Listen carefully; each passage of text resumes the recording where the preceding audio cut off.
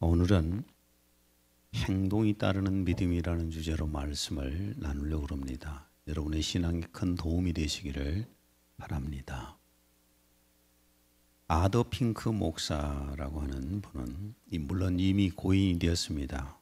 고인이 되었는데 그분의 삶과 설교는 지금도 큰 감동을 우리에게 줍니다. 그분이 쓴 책 내용 중에 한 가지가 우리 신앙에 큰 도움을 줄 수가 있습니다. 약 한 100년 전에 영국은 대부분의 은행이 도산되었습니다. 대부분의 은행이 도산됨으로써 사람들이 돈을 은행에다가 믿고 맡기지를 못했습니다. 그래서 찾아서 금화로 이렇게 바꿔놓고 했다고 합니다. 근데 그 중에 한 사람이 금화를 제작하는 친구에게 자기의 전 재산을 맡기면서 금화로 바꿔주라.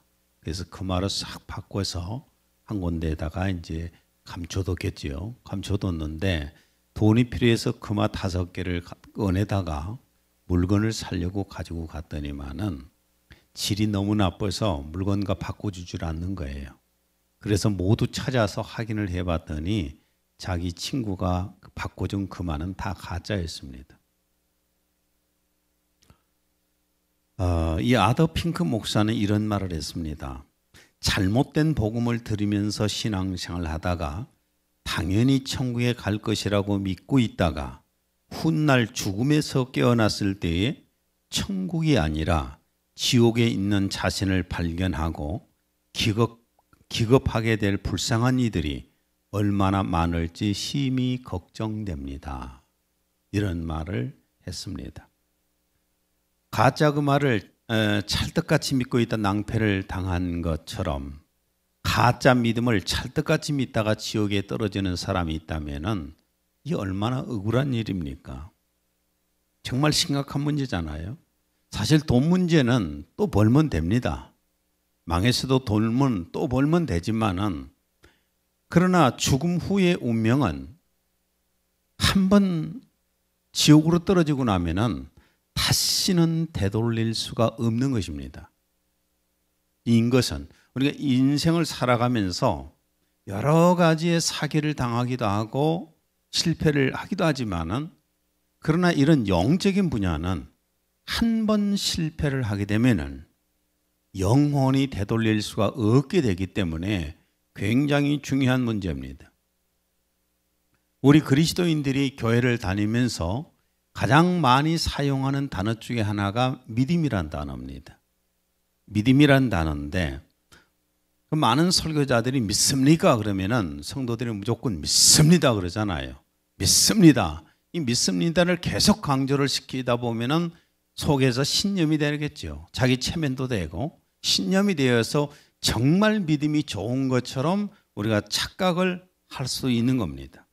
이 신념이라고 하는 것은 말씀에 근거한 것이 아니라 신념은 자기가 그동안 배워온 지식들 또 사상들 경험들 이러한 것들이 하나의 고차가 된 거예요. 고차가 된 것을 하나의 신념이라고 하는 겁니다. 물론 좋은 신념도 있지요. 공부에 대한 신념이 있으면 아주 공부를 열심히 하게 되고 일에 대한 신념이 있으면 그 일을 아주 열정적으로 일을 하게 됩니다. 그러나 잘못된 신념은요, 잘못된 정치적인 신념, 이념이라든지 잘못된 신념에 의한 군중심리라든지 이러한 것들은 정말 엄청난 멸망의 길을 가게 되는 겁니다. 가톨릭 지도자들의 정치적 이념과 정치적 이념, 종교적 이념, 또 군중 그리스도의 이런 걸로 인해서 361년 동안 그리스도의 사랑의 상징인 십자가를 앞에 내세우고 자신들의 세력을 확장하기 위해서 칼과 창으로 전쟁을 했습니다. 361년 동안에 전쟁을 했습니다. 이렇게 수백만 명의 사람들이 단체로 무엇인가에 쉬운 것처럼 전쟁터로 달려갔어요. 그래서 전쟁터에 가서 그 많은 젊은 사람들이 수없이 죽어나갔습니다. 이건 정치적 신념, 종교적 신념 때문에 그렇습니다. 요즘 가스라이팅이라는 말을 많이 쓰더라고요. 그래서 이걸 이제 정확하게 찾아봤더니 사람들을 위한다는 명목으로 심리나 상황을 조작해서 그 사람들을 통제하고 조종하는 것을 가스라이팅이라고 하더라고요. 지금도 보세요. 신천지 이만희가, 또 돌나라 박명호가, JMS 정명석이가, 하늘궁전의 허경영이가 종교적 신념을 가지고 그 많은 사람들을 끌어들여서 그들의 인생을 멸망시키고 있잖아요. 망하는 길로 가면서도 그것이 올바른 삶이라고 생각하고 올바른 신앙생활이라고 생각해서 목숨 바칩니다. 인간의 역사라고 하는 것이, 우리 인간의 역사를 돌이켜보면요, 정치 지도자들의 이념이고, 종교의 역사는 종교 지도자들의 이념이고, 군중 심리의 역사입니다. 이 흔적들이 바로 우리 인류 역사예요. 이런 정치적 이념이라든지 잘못된 군중 심리의 이데올로기를 누가 만들었는가? 에베소 2장 2절 현대어로 읽습니다. 세상 사람들과 마찬가지로 세속적인 풍조에 젖어 살았고 마음에는 죄악만이 가득 찼습니다. 공중을 다스리는 세력자인 사단에게 붙잡혀 그가 시키는 대로 따라할 뿐이었습니다. 이 사단은 지금도 주님을 대항하는 자들의 마음속에서 활동하고 있습니다. 죄악을 품은 인간들이 사탄의 영의 지배를 받으면서 만들어낸 것이 종교적 신념이고 또한 정치적 신념이고 군중심리라는 겁니다. 이것에 의해서 사람들이 가스라이팅을 당하는 거예요. 우리의 신앙은 사람들이 만든 학식을 따르는 것도 아니고 사람들이 만든 사상, 이념을 따르는 것도 아닙니다.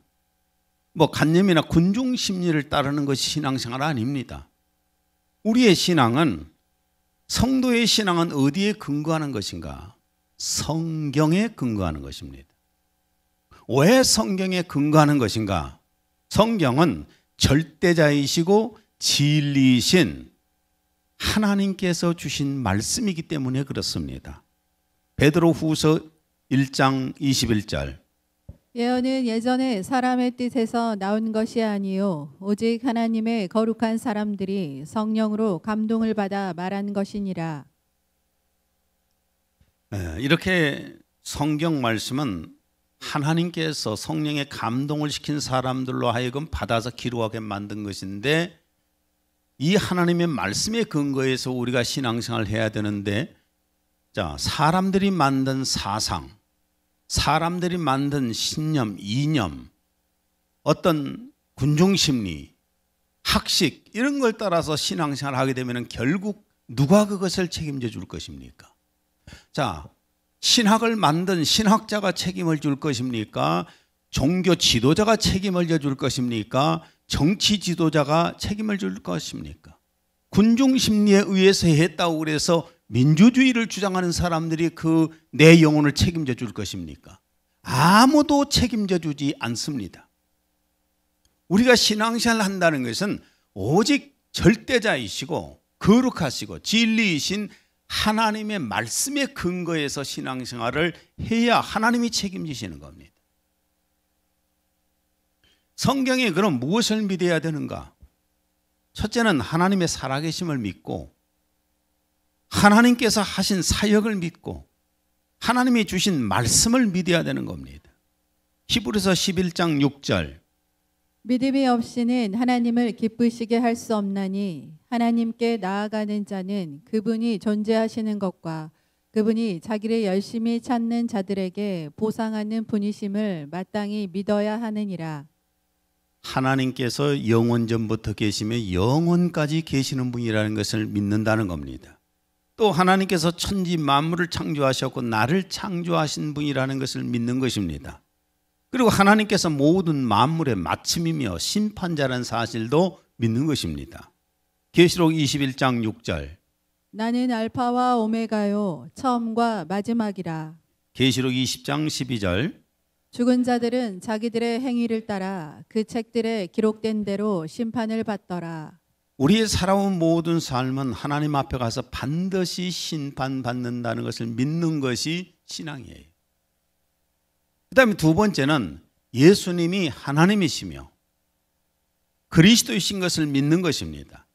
그리고 예수님이 오셔서 하셨던 초인간적인 사역들을 믿는 것이고 속죄제물이 되어주신 것도 믿는 것입니다.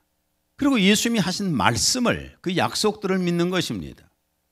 예수는 창조주 하나님께서 사람이 되어서 오신 분입니다.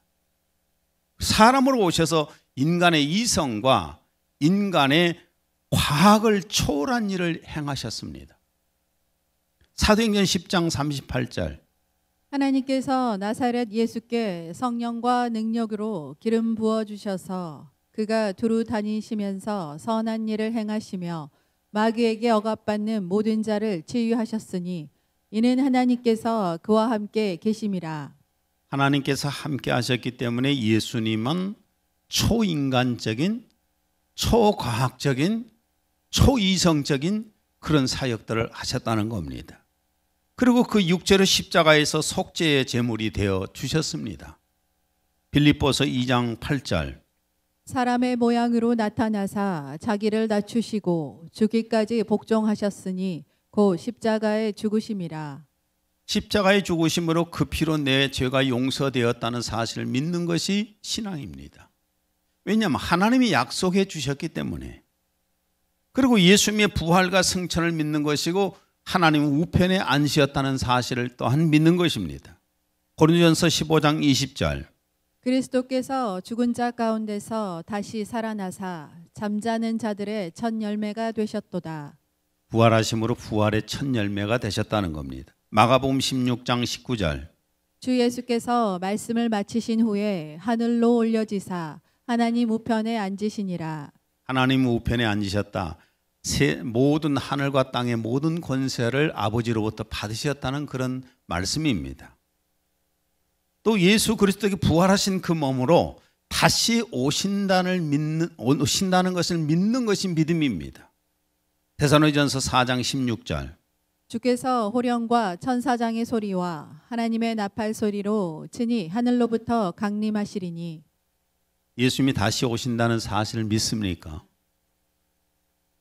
또한 이 예수를 믿는 사람에게 죄사함과 영생이 있음을 믿는 것이 믿음입니다. 에베소 1장 7절.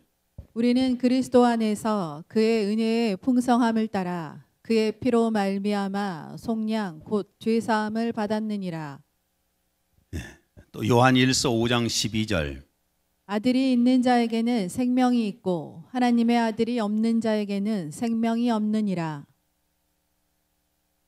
예수 그리스도의 피로 죄사함 받았다는 사실을 믿습니까? 그리고 여러분 안에 하나님의 생명인 영생이 있다는 사실도 믿습니까? 이것은 하나님께서 성경 안에 약속하신 내용이기 때문에 이것을 믿는 것은 누가 책임져요? 하나님께서 책임지시는 겁니다. 그래서 이것을 믿음이라고 하는 겁니다. 이것이 바로 우리의 믿음이에요.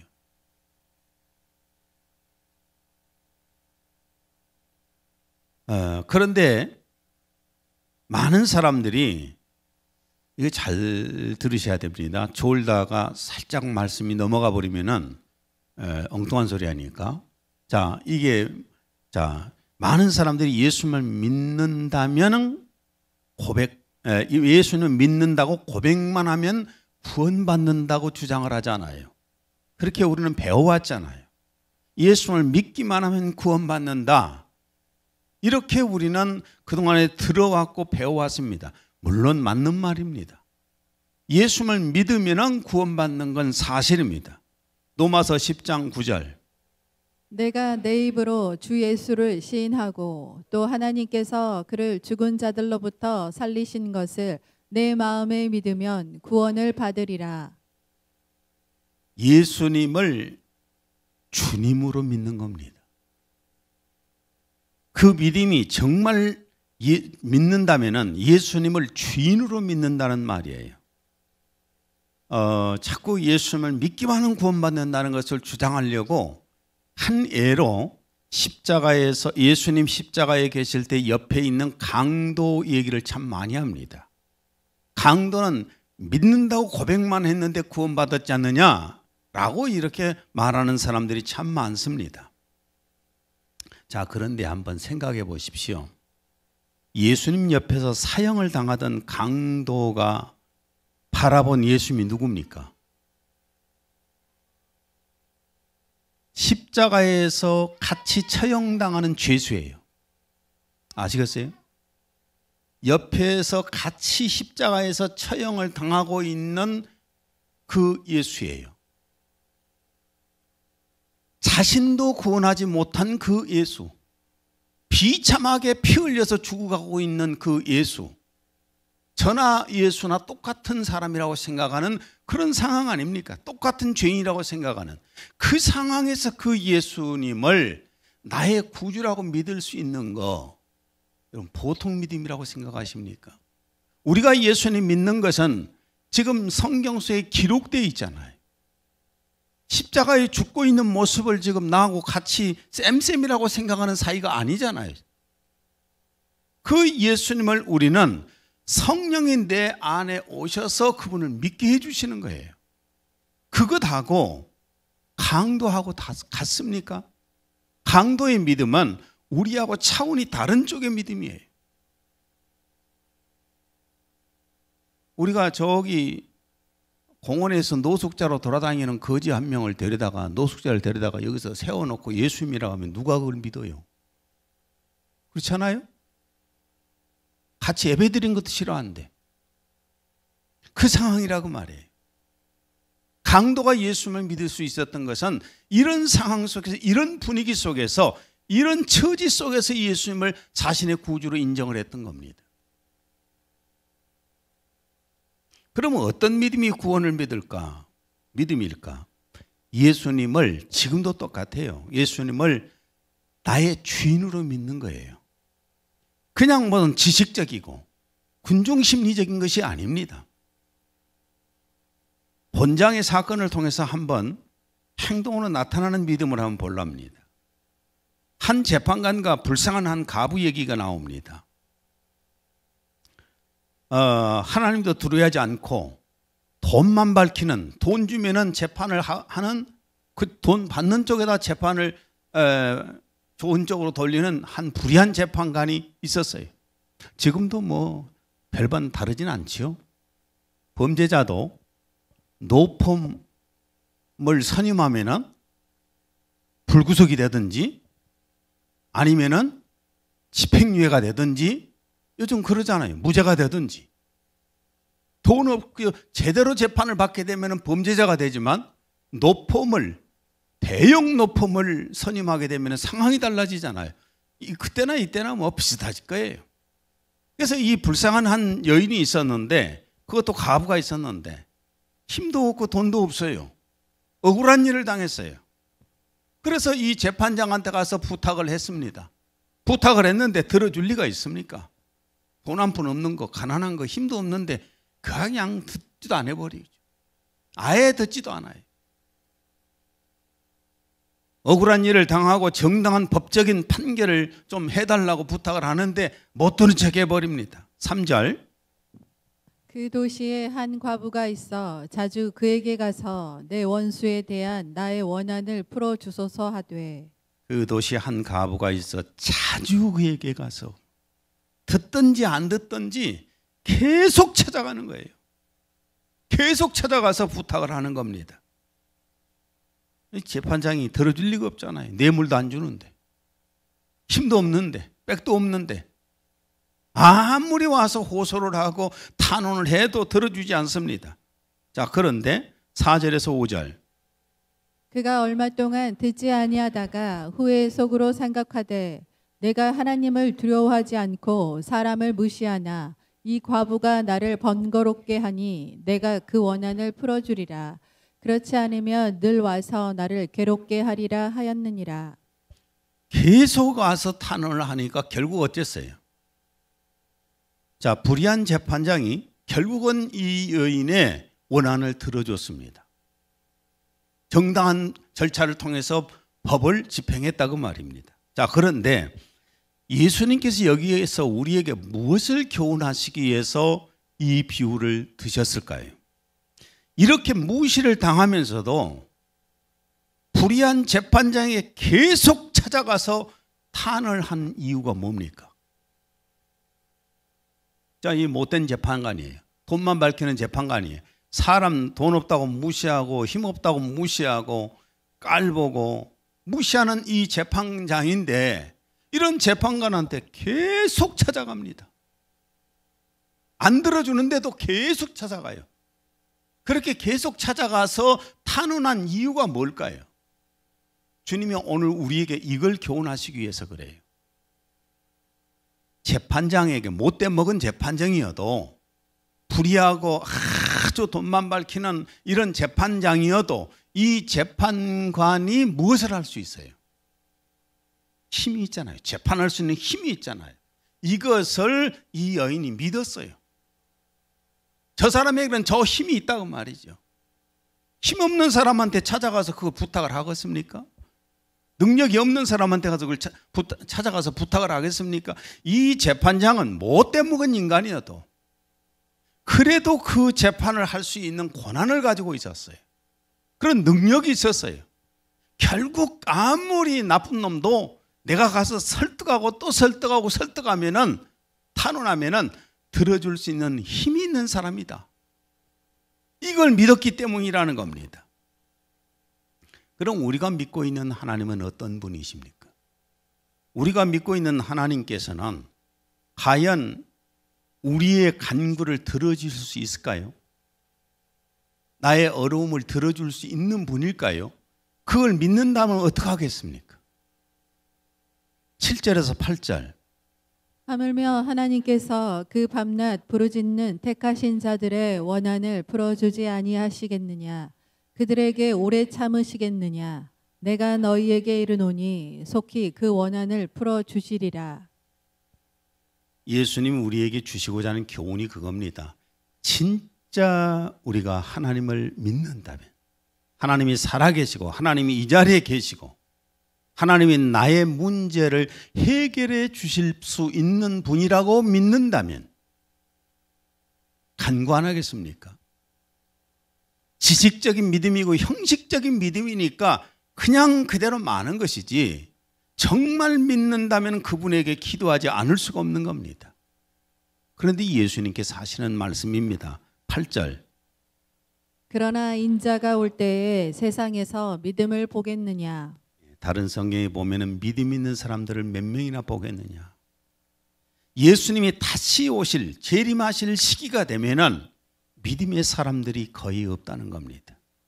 정말 자기 문제를 놓고 하나님 앞에 몸부림치면서 간구하면서 하나님이 들어주실 것을 믿고 기도하는 사람이 많이 없다는 겁니다. 이게 예수님이 하시는 말씀이에요. 믿음이라는 것은 그냥 생기는 것은 아닌 것 같아요. 아무리 믿자고 해도 목에 피가 쏟아지게끔 막 한다 할지라도 사람들이 관심 없잖아요. 요즘 사람들은 어디로 몰린 줄 아십니까? 오직 시각적인 것, 영상적인. 그래서 교회들도 요즘은 그러잖아요. 막 빛을 화려하게 영상을 만들고 하늘에서 막 빛이 쏟아져 내려온 것처럼 보이고, 어떤 교회는 막 천사들이 쫙 들어오고 있는 것처럼 막 그렇게 영상을 띄워서 만들잖아요. 사람들이 보면은 막, 와, 여기는 정말 하나님이 함께 하시구나. 천사가 있구나. 하늘에서 빛이 내려오구나. 막 사람들이 거기에 막 몰려들잖아요. 시각적이라. 근데 영적인 것은 시각적이 않잖아요. 영은 시각적이지 못하잖아요. 이게 요즘 사람들은 별로 관심이 없어. 눈에 안 보이니까. 아무리 하나님이 계신다고 해도 눈에 안 보이잖아요. 영계의 세계를 아무리 얘기해도 눈으로 안 보이니까 안 믿으려고 하잖아요. 그래서 요즘은 믿음을 찾기가 참 어려운 시기입니다. 우리가 예수님을 주인으로 믿는다는 것은 어떤 의미일까? 요한복음 20장 28절. 도마가 대답하여 이르되 나의 주님이시요 나의 하나님이시니이다. 예수님은 나의 주인이시고 나의 하나님이십니다.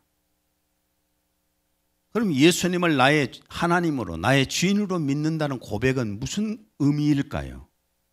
첫째는 예수님이 나의 주인이시기 때문에 내 죄와 사망을 담당하셨다는 겁니다.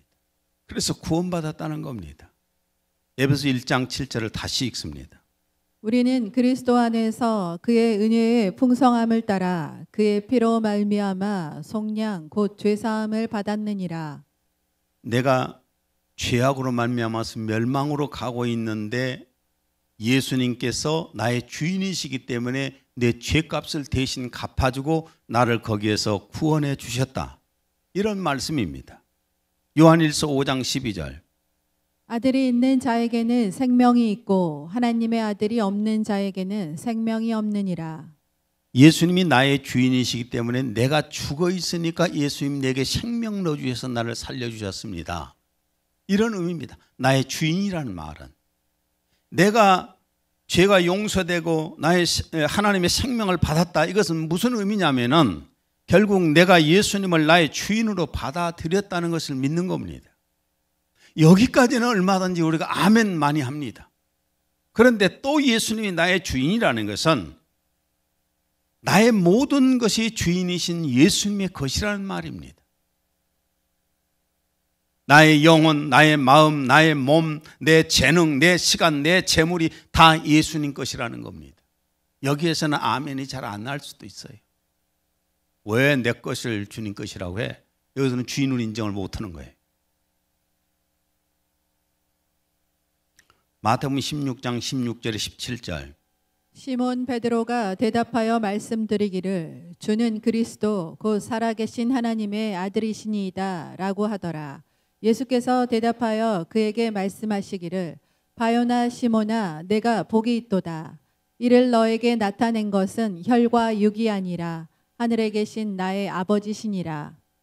예수님을 나의 주인이라고 믿는 것은 인간적으로 배워서 지식적으로 배워서 세뇌당해서가 아니라 하나님 아버지께서 성령으로 말미암아서 믿게끔 해주셨다는 겁니다. 고린도전서 12장 3절. 성령으로 아니하고는 누구든지 예수를 주시라 할 수 없느니라. 여러분이 예수님을 주인으로 믿습니까? 그런 구원받은 겁니다.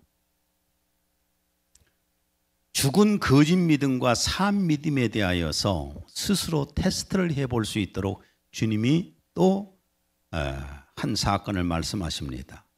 본장에 보면은 한 부자인 유대 간원 얘기가 나옵니다.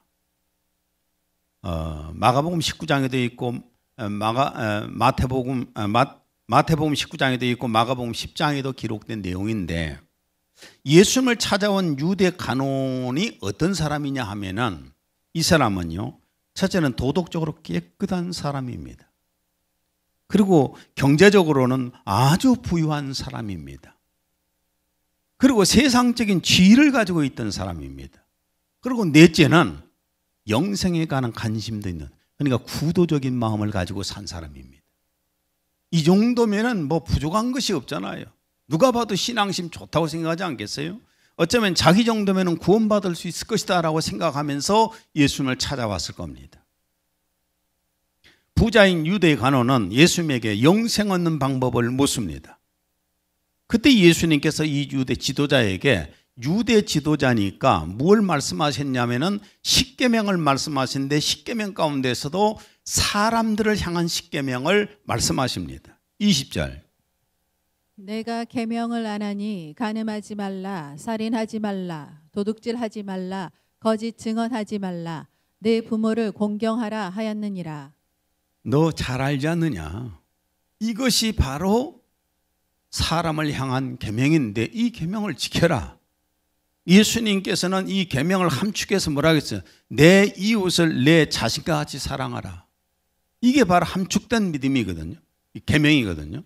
이 말씀을 듣고 유대 지도자가 간원이 뭐라고 했느냐? 21절. 여짜오되 이것은 내가 어려서부터 다 지켰나이다. 예, 이것은 내가 어려서부터 다 지켰습니다. 그래서 예수님, 그래? 그렇다면은 네가 어려서부터 그렇게 지키며 살아왔다면 한번 지금 실천해 볼래? 행동으로 한번 해볼래? 라고 말씀을 하십니다. 22절. 예수께서 이 말을 들으시고 이르시되 내게 아직도 한 가지 부족한 것이 있으니 내게 있는 것을 다 팔아 가난한 자들에게 나눠줘라. 그리하면 하늘에서 내게 보화가 있으리라. 그리고 와서 나를 따르라. 자, 이 간혼 알기는 뚫어지게 알잖아요. 알기는 아주 뚫어지게 잘합니다. 잘하는데 예수님께서 그래? 그렇다면 네가 그 내용을 믿는다면 그대로 실천해 볼래?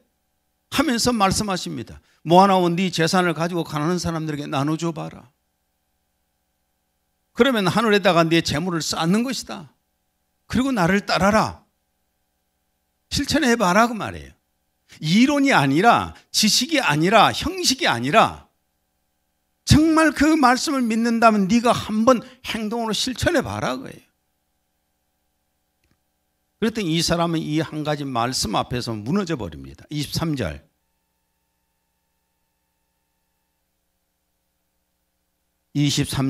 현대어로 읽습니다. 그 사람은 이 말씀을 듣자 침울한 표정으로 가버렸다. 그는 큰 부자였기 때문이다. 어땠어요?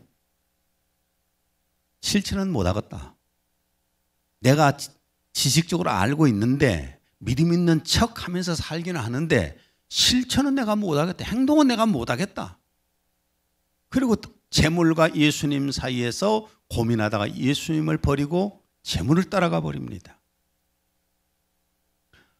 마태복음 6장 20절 24절을 자 읽습니다.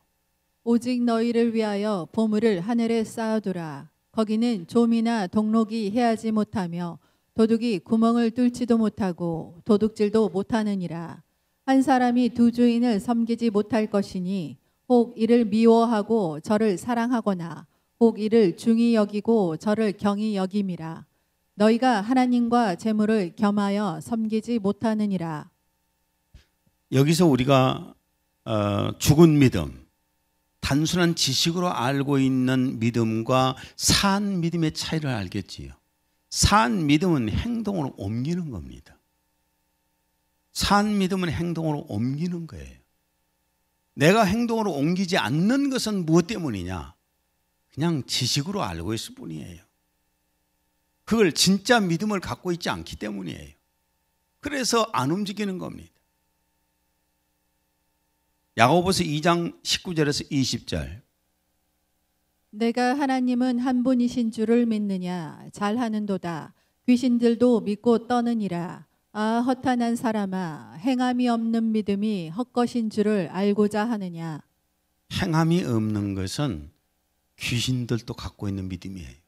지식적인 믿음, 이론적인 믿음, 논리적인 믿음, 이런 것들은 귀신도 갖고 있는 믿음이라는 겁니다. 진짜 산 믿음, 이 믿음은 행동으로 움직이게 만든다는 겁니다. 별로 아멘 안 하고 싶진 않지요. 네. 믿어지면 아멘이 됩니다. 나는 사평 땅에다가 씨를 뿌리고 농사를 지으면서 굉장히 믿음이 좋아졌어요. 복숭아 나무를 심으면서 나는 복숭아 열매를 딸 것을 100% 믿었어요. 얼마나 믿음 좋아요. 오이를 나는 씨를 심으면서 100% 오이 딴다고 믿었어요. 미친 게 아니에요. 미친 믿음 아니죠. 진짜 믿음이에요. 내가 참외를 심어놓고 참외 딸 것을 100% 믿고 있어요 지금. 그래서 날마다 봅니다. 열매가 열린가 아니야. 이 두더지란 놈하고 요즘 전쟁을 좀 하긴 하는데. 자, 하나님을 정말 믿는다. 하나님의 약속을 믿는다. 예수님을 믿는다. 예수님의 복음을 믿는다. 하나님 앞에 우리가 기도하면 기도 응답을 받는다. 이걸 100% 믿는다면 안 하겠습니까? 하지요. 근데 안 믿어지는 거예요. 지식은 뚫어지게 하는데. 예수님은 산 믿음을 스스로 테스트해 볼 수 있는 비유를 주셨습니다. 마태복음 13장 44절에서 46절. 천국은 밭에 숨겨진 보물과 같으니 어떤 사람이 그것을 찾으면 다시 숨겨두고 그 기쁨으로 가서 자기의 모든 소유를 팔아 그 밭을 사느니라. 또 천국은 좋은 진주를 찾는 상인과 같으니 그가 매우 값진 진주 하나를 찾아 가서 자기의 모든 소유를 팔아 그것을 샀느니라. 천국을 믿습니까? 천국의 유업을 받는다는 것도 믿습니까? 그런데 왜 천국에 투자를 많이 안 할까요? 안 믿으니까. 이론적으로 지식적으로 내가 알고 있지만은 사실 잘 안 믿어요. 긴가민가해. 그러니까 거기에 투자를 못 하는 거예요. 정말 천국을 믿는다면 천국에 가서 살 준비를 해야 됩니다. 이 땅에서 준비가 중요한 게 아니라 천국 가서 사는 것은 영원히 사는 거예요. 정말 내가 믿음을 가지고 있다면, 산 믿음이라면 기도합니다. 예배드립니다. 전도도 합니다. 하나님께 헌금도 하게 되어 있습니다. 고린도후서 13장 5절. 너희가 믿음 안에 있는지 너희 자신을 시험하고 스스로 입증하라. 여러분 자신이 오늘 이 말씀을 통해서 나는 정말 믿음이 있는 사람인가? 아니면 내가 가지고 있는 믿음은 그냥 세뇌되어서 지식적으로 가지고 있는 형식적인 믿음인가? 아니면 정말 하나님을 믿어서 그 말씀을 믿어서 내가 실천하고 있는가? 한번 깊이 자신을 테스트하는 기회가 되었으면 좋겠습니다. 아버지 하나님, 오늘은 행동하는 믿음이라는 것을 말씀을 전했습니다. 이 불쌍한 가부가 불의한 재판장에게 끊임없이 찾아가서 탄원했었던 것은 재판장에게 그만한 힘이 있다고 믿었기 때문이었습니다. 하나님 아버지께서는 만물을 창조하시는 분이고 지금도 이 자리에 계신 분입니다. 우리가 예수님 이름으로 기도할 때 우리의 기도를 들어주시고 응답도 해주시고 우리가 예배드릴 때 함께 하신다는 말씀도 하셨습니다. 그리고 우리가 하나님 앞에 드릴 때에 하늘에서 상으로 주신다고 말씀도 하셨습니다. 산 믿음이 되게 하여 주옵소서. 예수님 이름으로 기도했습니다. 아멘.